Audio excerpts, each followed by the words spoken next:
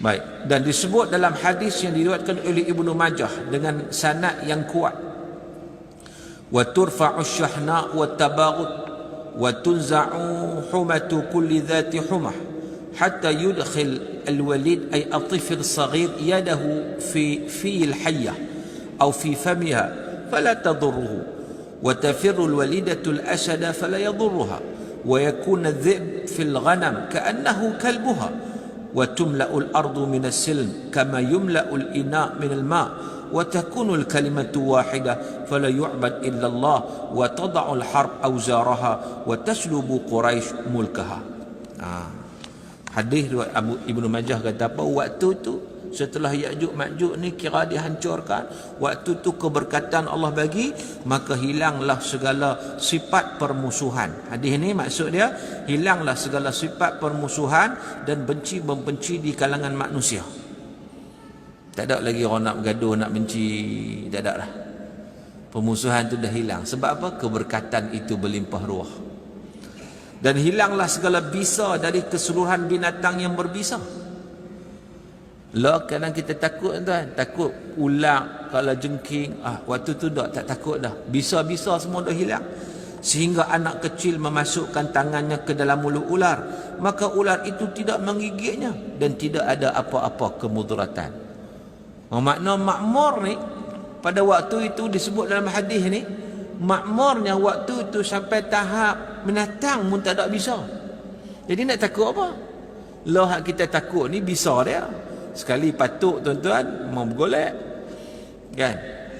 Dak ni dah bisa tak ada. Digambarkan pula bila bisa tak ada. Baby budak kecil nak masuk dalam tangan mulut ular tak apa. Ular gigit tak pun dia tak gigit. Dia tak ada dah nak merasa nak marah. Dia tak ada merasa nak terancam, ni nak bisa pun tak ada. Jadi waktu tu suasana macam itu. Anak kecil boleh bermain dengan singa. Subhanallah. Singa pun tak berasa nak terekam, tak ada apa dah. Bahkan serigala yang biasanya menerkam kambing akan terbalik seakan-akan menjadi anjing pemeliharanya. Nak gambarkan suasana yang begitu damai. Serigala dengan kambing ni, salah. Kira duduk tunggu nak ngam je lah. Tapi waktu tu tak. Waktu tu serigala dengan kambing ni seolah serigala pula duduk jaga mereka daripada kemudaratan. Bumi ini akan dipenuhi dengan keamanan dan keselamatan seperti mana dipenuhi sesuatu bejana itu dengan air. Dan pendapat akan jadi satu, tidak ada lagi perselisihan antara umat dan tidak disembah kecuali hanya Allah, dan peperangan akan berhenti dan orang Quraisy kembali memegang tampuk kepimpinan. Baik, tuan-tuan yang dirahmati Allah Ta'ala sekalian. Jadi maknanya pada waktu itu perang dah berhenti. Sebab itu para ulama sebut perang akan terus berlaku di akhir zaman sampai last sekali dengan Ya'juj dan Ma'juj tu last. Bila habisnya Ya'juj Ma'juj, mana peperangan sudah tidak ada lagi di kalangan manusia. Sebab lepas itu manusia hanya menunggu tanda-tanda kiamat yang lain yang melibatkan berlakunya kepincangan cakrawala pula. Macam bumi dah jadi tak stabil dah. Ada apa ni, matahari pun dah terbalik, dah nak keluar daripada baraan. Dia macam tu. Dia lebih kepada perkembangan perkembangan tanda-tanda kiamat dalam konteks perubahan yang berlaku kepada sistem suria pada cakrawala. Jadi peperangan ni tuan-tuan, lah ni hadut perang ni dia akan berterusan sampai bila tuan-tuan? Sampailah kepada berakhirnya Ya'juj dan Ma'juj. Bila habis Ya'juj dan Ma'juj, waktu tu barulah perang akan berhenti. Stop, base.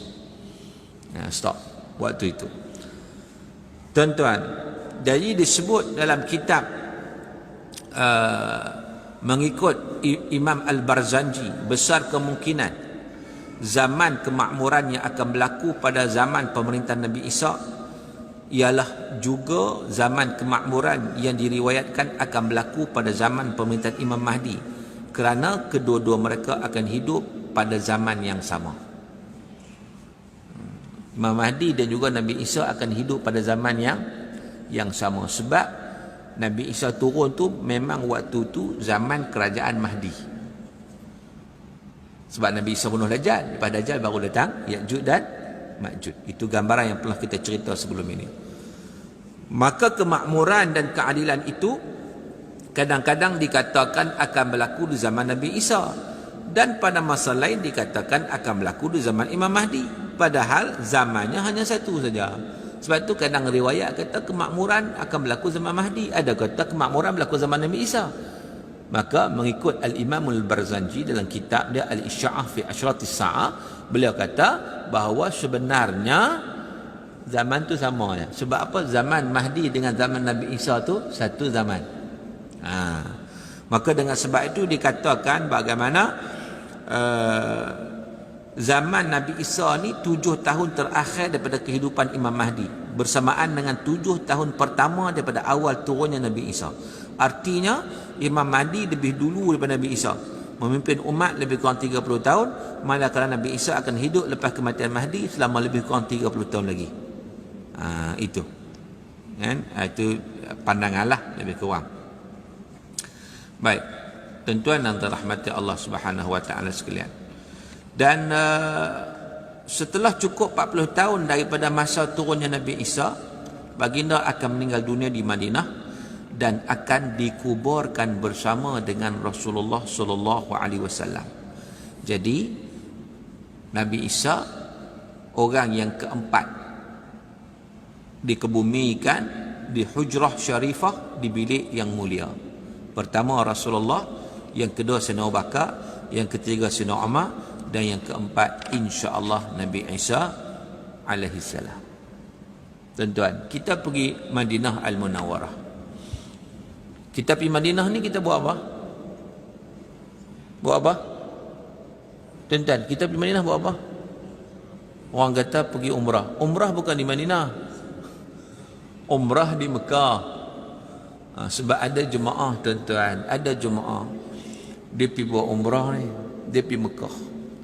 Bila pergi Mekah buat umrah apa semua, tiba-tiba adalah something, adalah perkara yang berlaku, tak dapat pergi Madinah. Bila tak dapat Madinah, dia jadi satu masalah. Sebab apa? Bila orang tanya dia, "Wah, anak pasal apa ni?" Dia kata, "Aku nanya, aku main buat umrah lah kali, aku tak boleh buat umrah." Orang kata, "Bukan buat umrah ke ada?" "Dah, aku tak boleh buat umrah. Umrah aku masih tak sempurna. Aku tak settle lagi umrah aku." "Pasal apa?" "Yalah, tak pergi Madinah lagi." Maknanya dia duk ingat umrah tu gabungan Mekah dan Madinah. Sebenarnya tuan-tuan, silap faham telah berlaku. Kerana apa?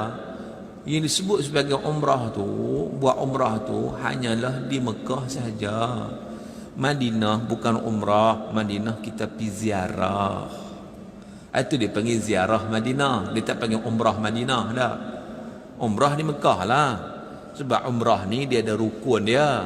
Rukun umrah tak ada kaitan pun dengan Madinah. Sebab apa? Tengok rukun umrah. Rukun umrah ada berapa? Baru beli umrah kan? Tak ada. Ada sepi umrah. Ada berapa rukun umrah? Kan? Dia 5. Yang pertama apa? Niat. Okey, niat okeylah. Yang kedua, tawaf. Tawaf di mana? Tawaf di mana? Di Madinah kah? Ada, di Mekah. Yang ketiga sa'i. Sa'i di mana? Sa'i di Mekah, bukan di Madinah. Orang tak sa'i di Madinah, tak ada. Yang keempat apa? Bercukur atau bergunting, tahallul. Tahallul lepas pada buat sa'i lah bertahallul. Yang kelima tertib, ikut susunan. Jadi itu yang kita rukun umrah. Rukun umrah tu semuanya itu berlaku di mana? Di Mekah. Settle lah. Sebab itu ada setengah orang dia pergi, kadang-kadang dia ada conference di Jeddah. Dia adalah bisnes apa ke di Jeddah. Dia ambil kesempatan dia boleh buat umrah. Sebab apa? Sebab dia hanya pergi dekat, tak jauh mana. Jeddah dengan Mekah dekat je. Dia pergi Mekah, tawaf sa'i, selesailah umrah dia. Dapatlah umrah walaupun dia tak pergi Madinah. Cuma pergi Madinah ni untuk apa? Untuk menziarahi Rasulullah sallallahu alaihi wasallam. Bila kesempatan pergi, kena pergilah kalau ada kesempatan. Kecuali lah macam tadi orang pergi trip yang ringkas sangat, tak apalah, tapi ada kesempatan pergi. Tuan-tuan, bila kita masuk Masjid Nabawi itu, kita masuk ke Babus Salam. Masuk ke Babus Salam. Tuan-tuan masih ingat amal biasa pian. Masuk Babus Salam tu kita akan lalu Raudah sebelah kiri. Pasal tak? Raudah sebelah kiri kita, dan kita akan pergi. First kali kita akan jumpa Rasulullah sallallahu alaihi wasallam. Kita bagi salam kat Rasulullah. Okey. Lepas Rasulullah, mana kalau kita bagi salam tu tuan-tuan, Rasulullah menghadap kita. Sebab menghadap kiblat. Kalau kita masuk sini, ni kata makam Rasulullah kan, sini kiblat kan. Jadi Rasulullah melihat ke arah kiblat sana. Kita lalu kita tengok, mana tengok Rasulullah. Belakang Rasulullah dikebumikan Sayyidina Abu Bakar. Belakangnya Sayyidina Umar, dia susun tu. So sebab tu bila kita tengok tempat bagi salam tu, dia terdekat-dekat Rasulullah, Sayyidina Abu Bakar, Sayyidina Umar. Dan sebelah lagi ada satu kosong. Sebelah lagi tu ada satu kosong.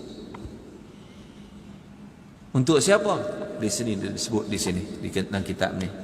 Iaitu satu lagi itu satu tempat yang mulia itu disediakan untuk siapa?